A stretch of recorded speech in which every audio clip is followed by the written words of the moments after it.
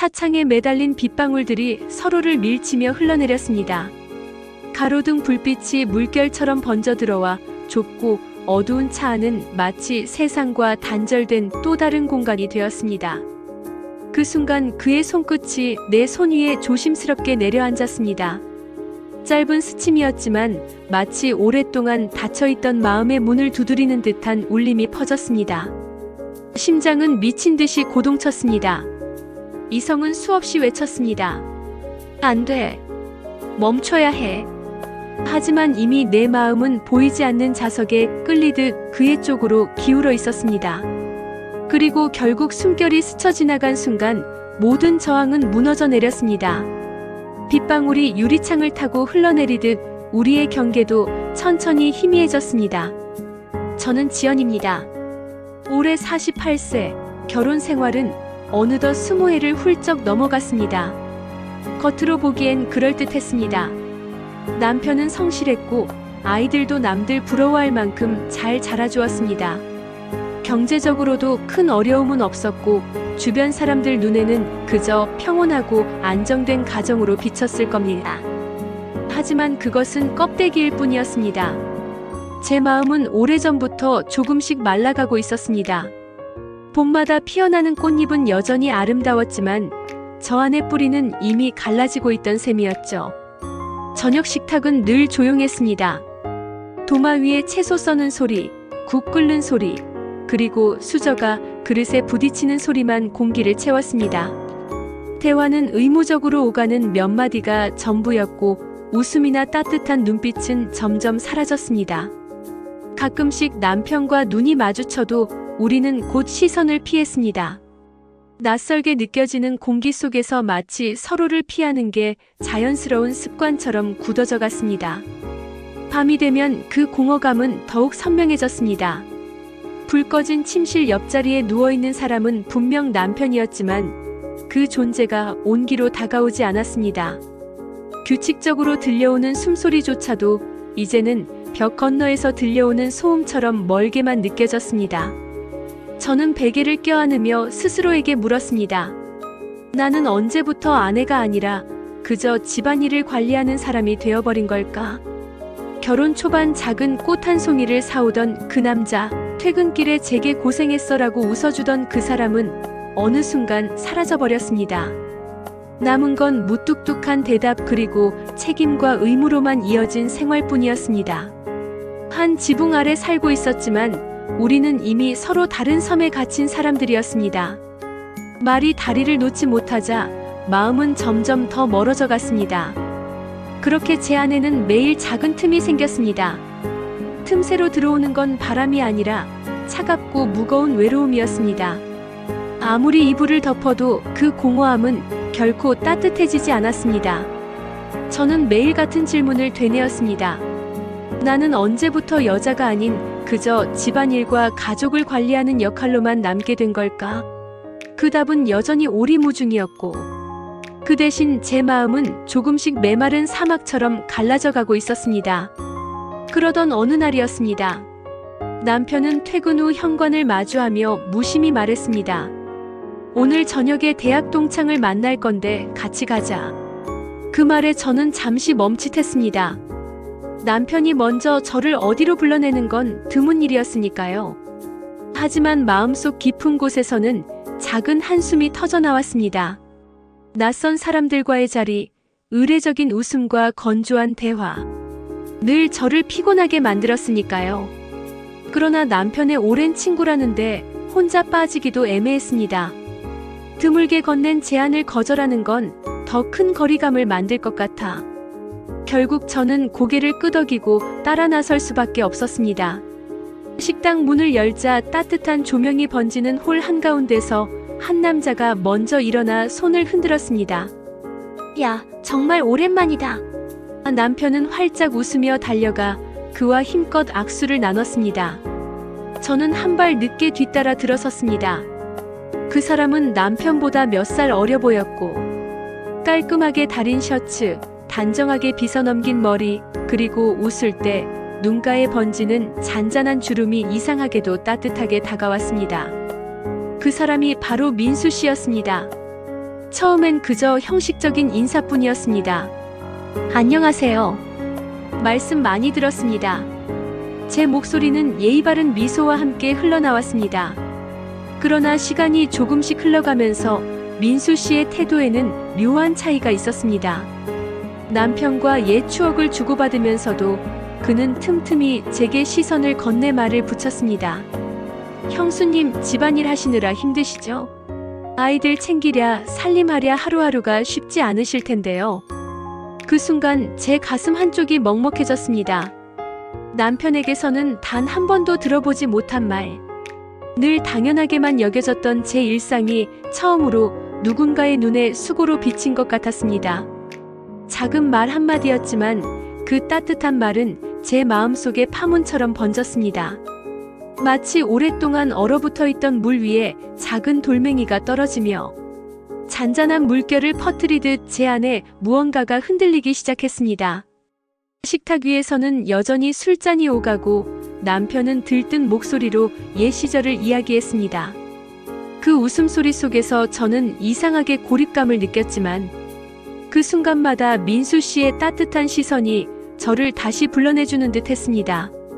참가라서 조금 춥지 않으세요? 제가 창문 닫을까요? 혹시 와인 좋아하세요? 아니면 소주가 더 편하세요? 사소한 배려, 소소한 관심. 그러나 저에게는 너무 낯설고 동시에 따뜻했습니다. 남편 곁에서는 한 번도 느껴본 적 없는 존중받는 느낌이 낯선 자리에서 오히려 선명하게 다가오고 있었습니다. 그날 밤 집으로 돌아오는 길 남편은 무심히 운전대를 잡고 앞만 바라봤습니다. 오늘 술값은 민수가 냈어. 그 한마디가 전부였습니다. 그 말 뒤로 차는 침묵으로 가득 찼습니다. 창밖으로 스쳐 지나가는 불빛들을 보며 저는 혼자 마음속을 되뇌었습니다. 민수 씨가 해주었던 말, 그 따뜻했던 눈빛과 잔잔한 목소리, 그것들이 머릿속에서 떠나지 않았습니다. 오랜만에 느낀 작은 떨림이 자꾸만 내 안에서 되살아나고 있었습니다. 며칠 뒤 남편이 출장을 떠난 날이었습니다. 아이들까지 학원으로 나가버리자 집안은 낯설 만큼 조용했습니다. 정적이 깔린 거실 한가운데 앉아 있는데 휴대폰이 진동했습니다. 화면에 뜬 이름 마이너스 민수 씨. 심장이 순간 쿵하고 내려앉았습니다. 받아야 할까? 말아야 할까? 머릿속은 끊임없이 저를 말렸지만 손가락은 이미 화면을 밀고 있었습니다. 형수님, 근처에 볼 일이 있어서요. 잠깐 커피라도 괜찮을까요? 짧은 문장이었지만 제 가슴은 오래 묶어둔 편지를 받은 것처럼 두근거렸습니다. 잠시 망설이다가 저는 결국 답장을 보냈습니다. 네, 좋아요. 우리는 집 근처 작은 카페에서 마주 앉았습니다. 창밖에는 봄비가 내리고 있었고 유리창에는 빗방울이 엉켜 흘러내렸습니다. 커피잔에서 피어오르는 김과 빗소리가 뒤섞이며 묘한 고요를 만들었습니다. 요즘 많이 바쁘시죠? 민수 씨가 조심스레 물었습니다. 순간 웃음이 났습니다. 누군가 제 안부를 물어온 게 너무 오랜만이었기 때문입니다. 남편에게서는 들어보지 못한 질문. 너무 사소한 말이었지만 그 사소함이 오히려 가슴을 파고들었습니다. 저는 한참 망설이다가 결국 마음속 깊은 이야기를 꺼내놓았습니다. 사실은요, 집에 있어도 혼자인 것 같아요. 같은 공간에 있지만 서로에게 닿지 않는 느낌이에요. 남편하고는 대화가 거의 없거든요. 제 목소리는 조금 떨리고 있었습니다. 커피잔을 감싼 손가락마저 미세하게 흔들렸습니다. 민수 씨는 고개를 천천히 끄덕였습니다. 잠시 제 눈을 바라보다가 낮게 말했습니다. 저도 사실 혼자예요. 거론 괜찮아 보일지 몰라도 집에 들어서면 더 크게 느껴지는 게 공허함이더라고요. 그 순간 제 눈가가 뜨거워졌습니다. 나만 이렇게 외로운 게 아니었구나. 그 단순한 공감이 이상하게 위로가 되었습니다.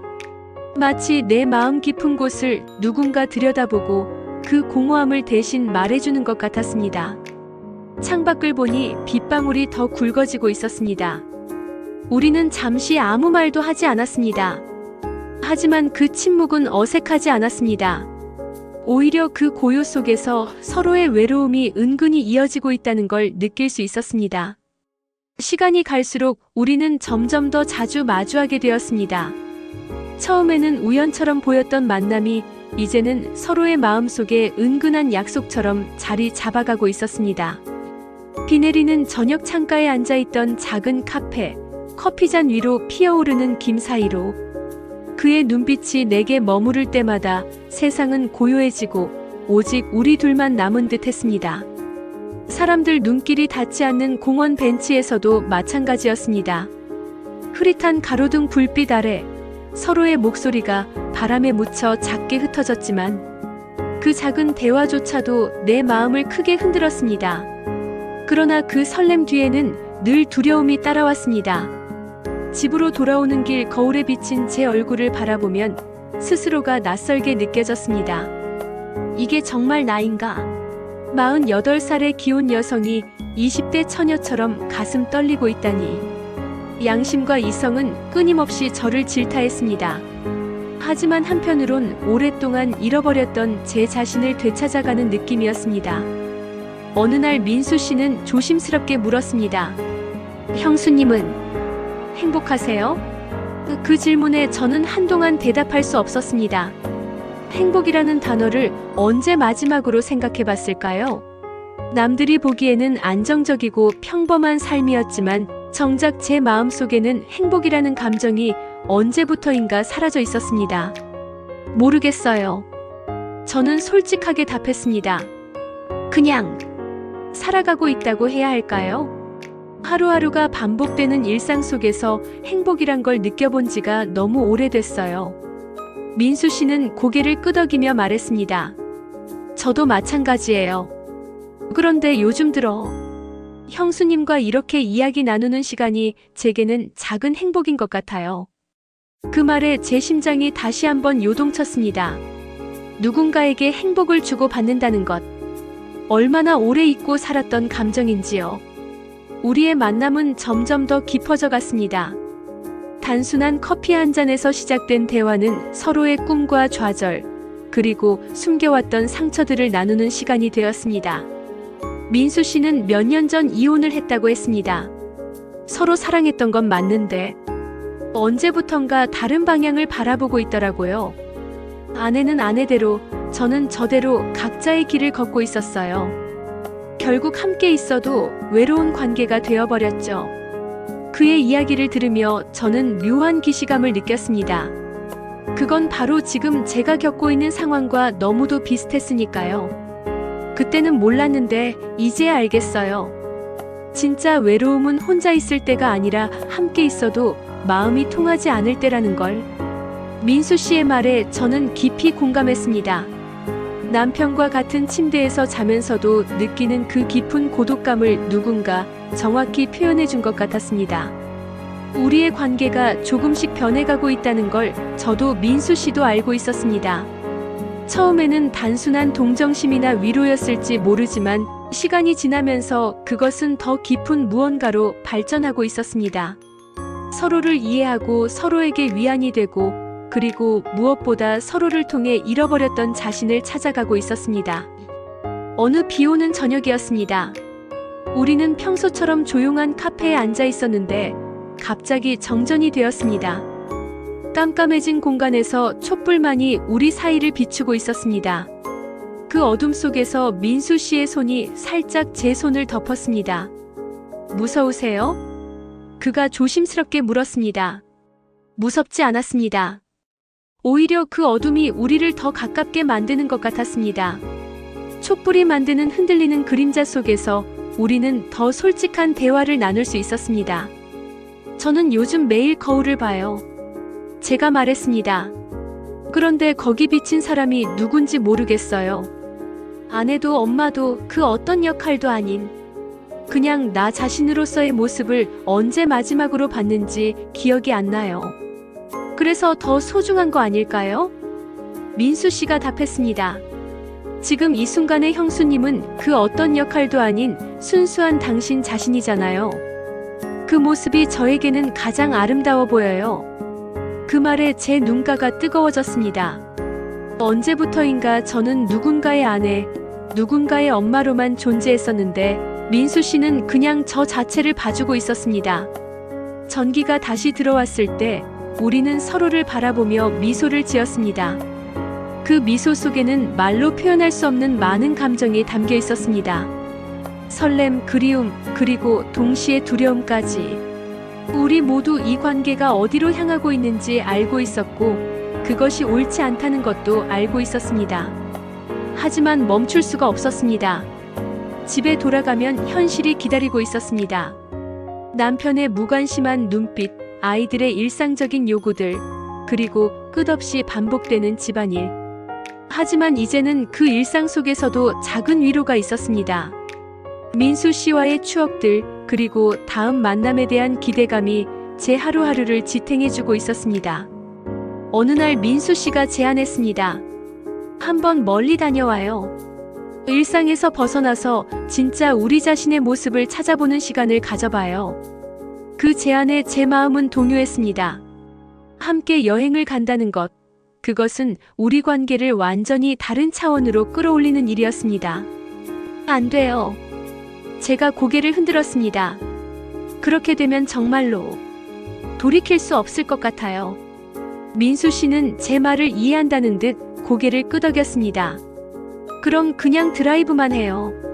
멀지 않은 곳으로 바다라도 한번 보러 가요. 바다. 그 단어에 제 마음이 흔들렸습니다. 언제부터인가 바다를 보고 싶다는 생각을 했었는데 혼자서는 갈 엄두를 내지 못했었습니다. 결국 저는 고개를 끄덕였습니다. 남편에게는 친구와 쇼핑을 간다고 했습니다.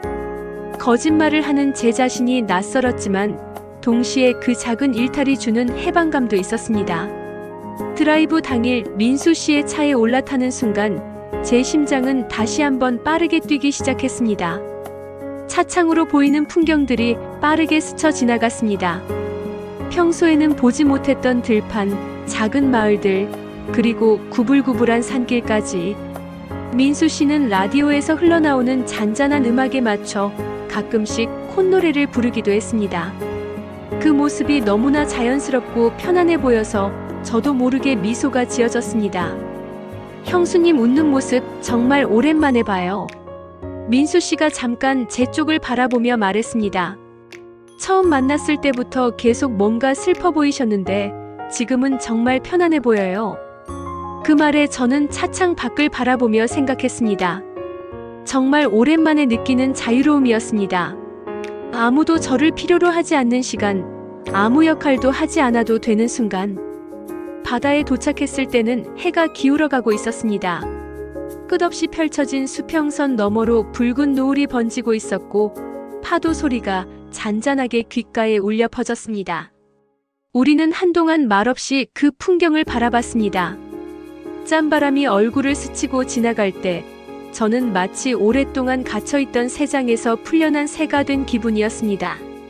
고마워요. 제가 민수 씨에게 말했습니다. 이런 시간을 가질 수 있게 해줘서.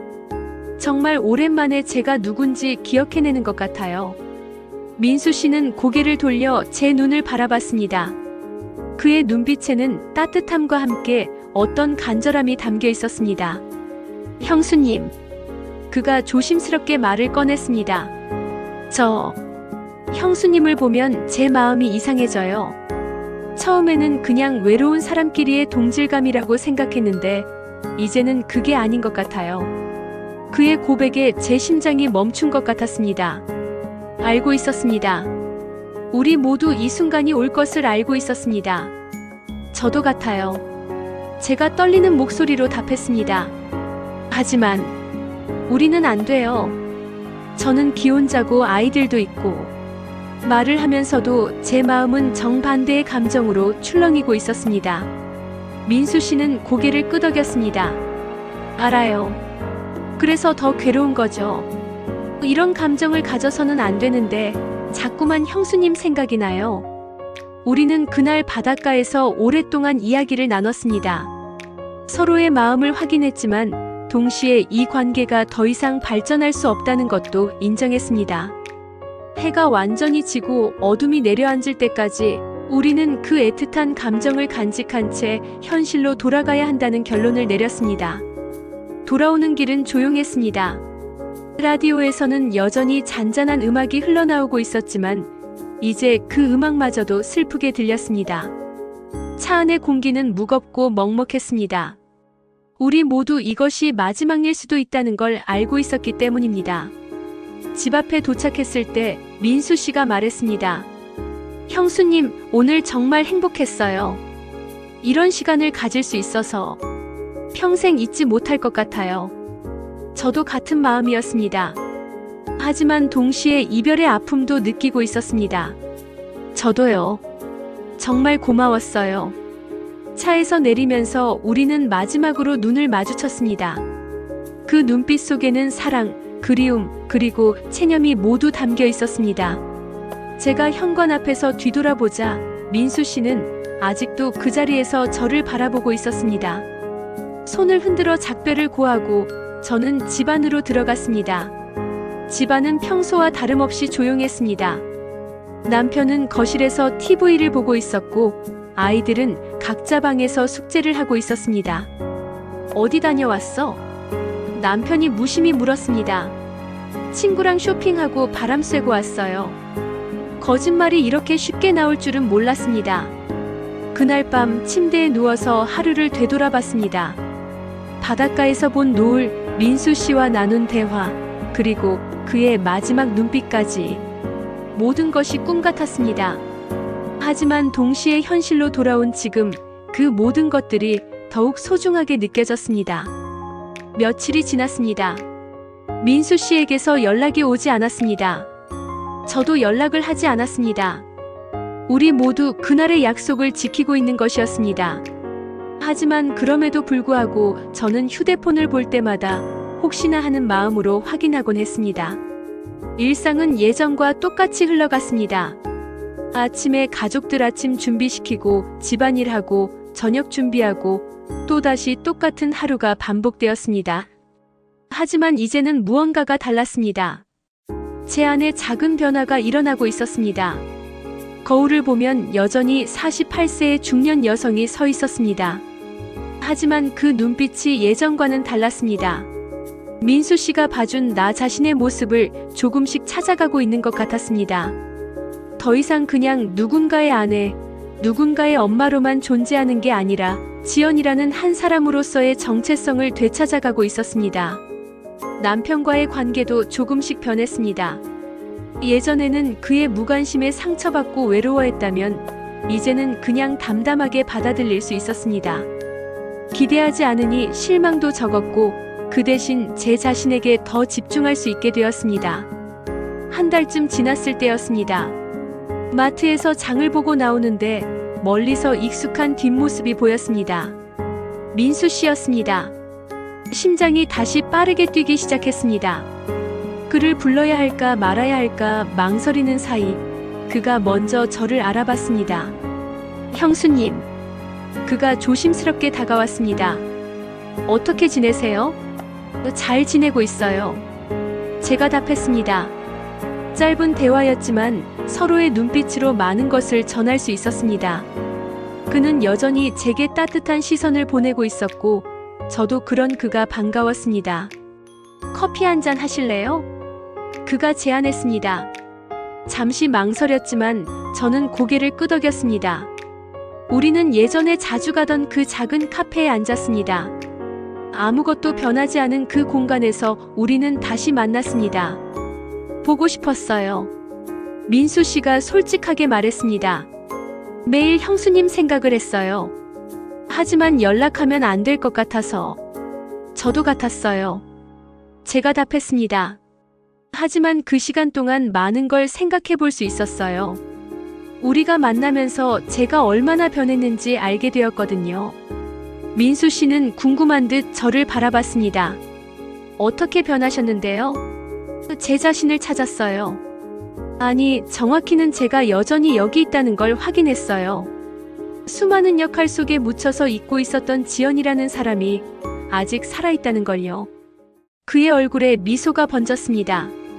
그거면 충분해요. 저도 형수님을 만나면서 많이 변했어요.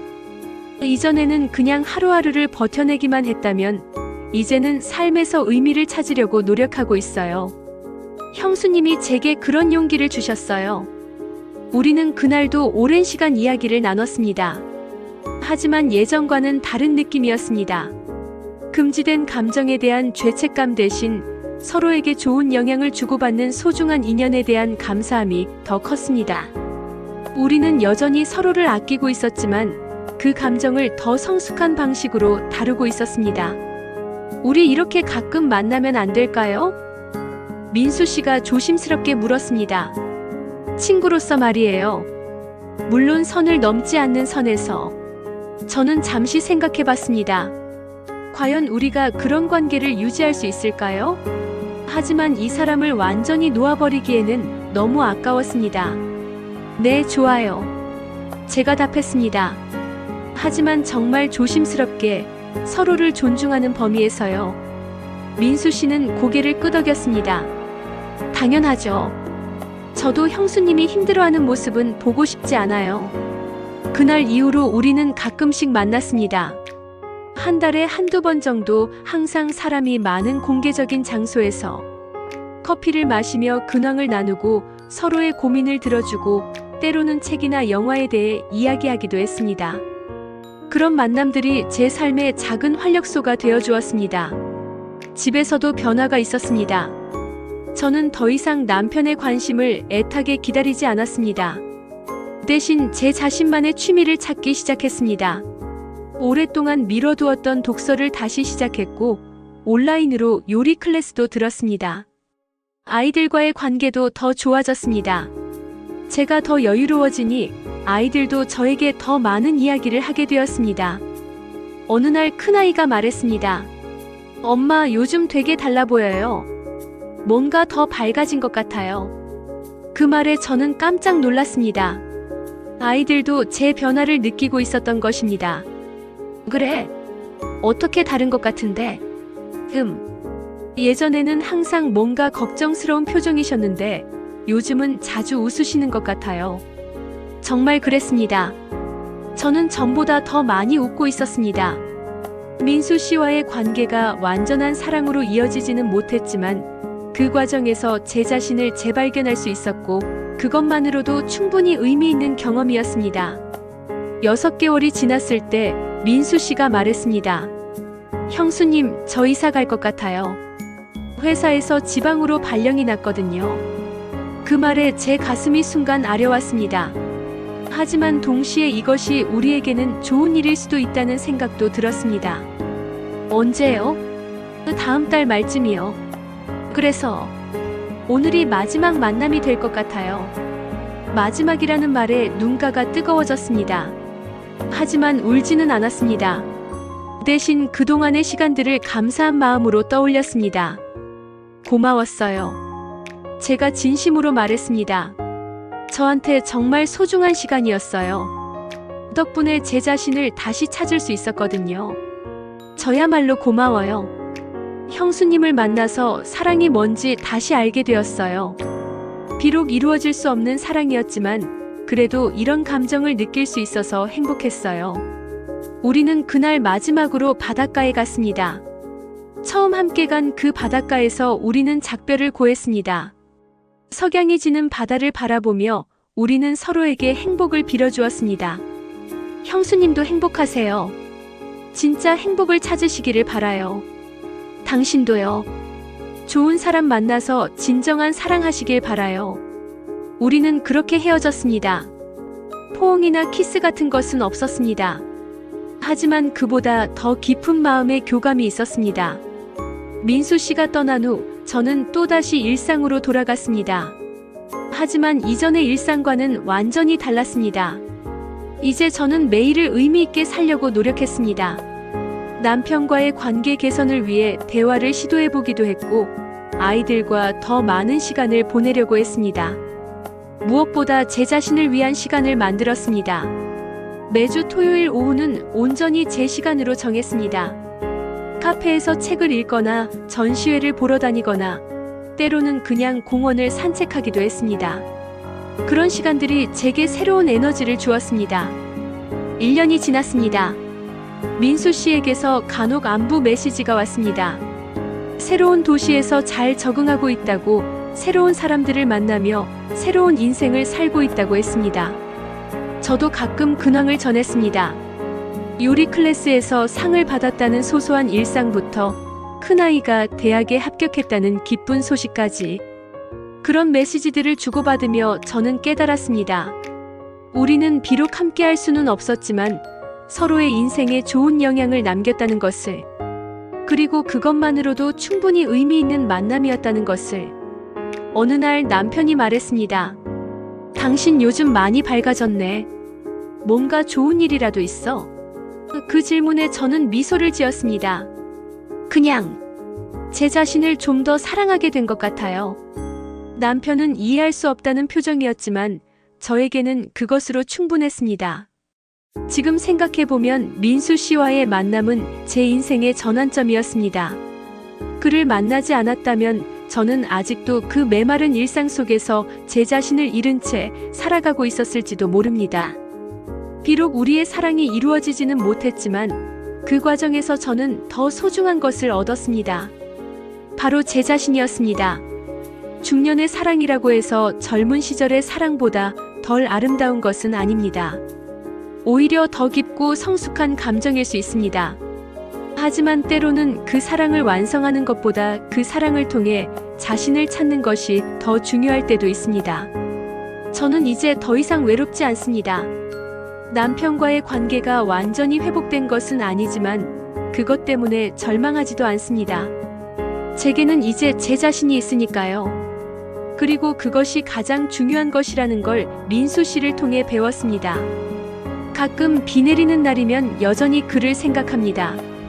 처음 함께 커피를 마시던 그 카페, 함께 바닷가를 걸었던 그 저녁, 그리고 마지막 작별을 고하던 그 순간까지 모든 것이 아름다운 추억으로 남아 있습니다. 그리고 언젠가, 정말 언젠가 다시 만날 수 있다면 저는 그에게 말하고 싶습니다. 고맙다고. 당신 덕분에 제가 다시 살아났다고. 당신과의 만남이 제 인생에서 가장 아름다운 선물이었다고. 지금도 제 마음 한구석에는 그에 대한 따뜻한 기억이 살아 숨쉬고 있습니다. 그리고 그 기억들이 제가 더 나은 사람이 되도록 이끌어주고 있습니다. 이것이 진정한 사랑의 의미가 아닐까요? 함께 하지 못해도 서로를 더 나은 사람으로 만들어주는 것. 48세에 만난 설렘, 그것은 제게 두 번째 인생을 선물해 주었습니다. 그리고 저는 이제 그 인생을 충실히 살아가고 있습니다. 더 이상 누군가를 기다리지 않고 제 자신의 행복을 위해 살아가고 있습니다.